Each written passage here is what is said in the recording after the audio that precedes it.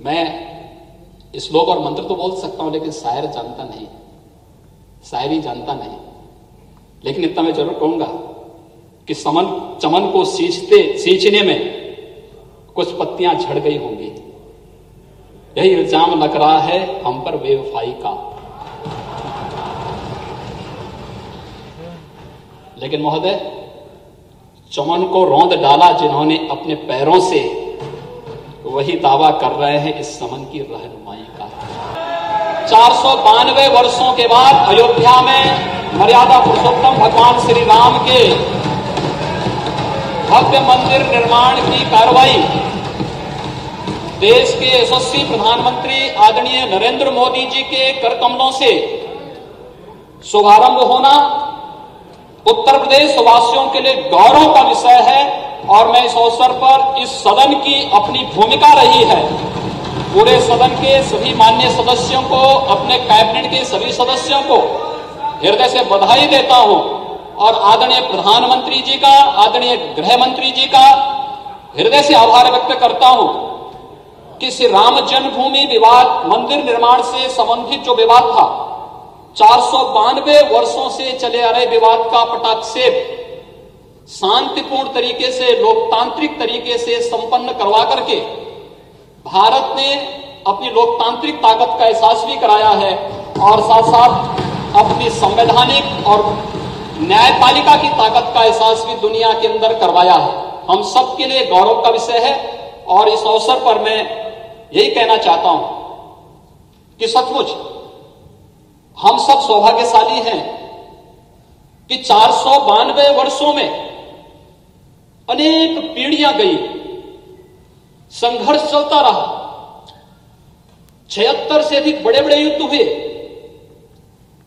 4 लाख से अधिक श्रद्धालु वहां पे शहीद हुआ और अंततः जो लोग पहले बड़ी बड़ी धमकियां देते थे, आपने देखा होगा जब 9 नवंबर 2019 को फैसला आया, उत्तर प्रदेश के लोकतांत्रिक इतिहास का सबसे शांतिपूर्ण दिन था। ये मर्यादा पुरुषोत्तम भगवान श्री राम की ताकत का, ये वही ताकत है जिस ताकत को दुनिया ने भी समझा है। लेकिन बहुत सारे लोगों को राम राज्य की अवधारणा अच्छी नहीं लगती और इसीलिए मर्यादा पुरुषोत्तम भगवान श्री राम के मंदिर निर्माण की प्रक्रिया आगे बढ़ने से उनकी भावनाएं और वे लोग अपने अंदर की कुंठा को दबा नहीं पाए, वो बरबस निकल रहा है किसी न किसी रूप में। और किस रूप में निकल रहा है मुझे तो देख करके आश्चर्य होता है, उन सबके वक्तव्यों को देख करके। और वक्तव्य भी किस रूप में सामने आते हैं, यानी जब देश में हर्ष और उमंग का विषय, उत्साह का एक नया माहौल है, दुनिया भारत को बधाई दे रही है, प्रधानमंत्री मोदी जी का अभिनंदन कर रही है, गृह मंत्री अमित शाह जी का अभिनंदन कर रही है।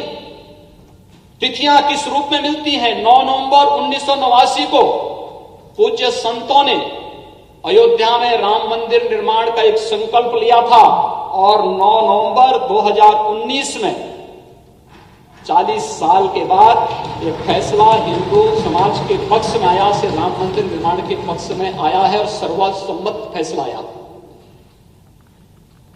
5 अगस्त 2019 में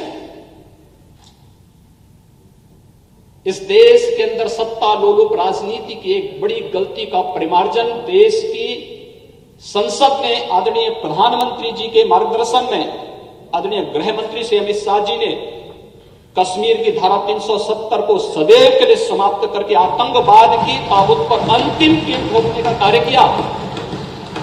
तो 5 अगस्त 2020 ठीक 1 वर्ष के बाद 492 वर्षों का ऐतिहासिक कालखंड भी हम सबको देखने को मिला है।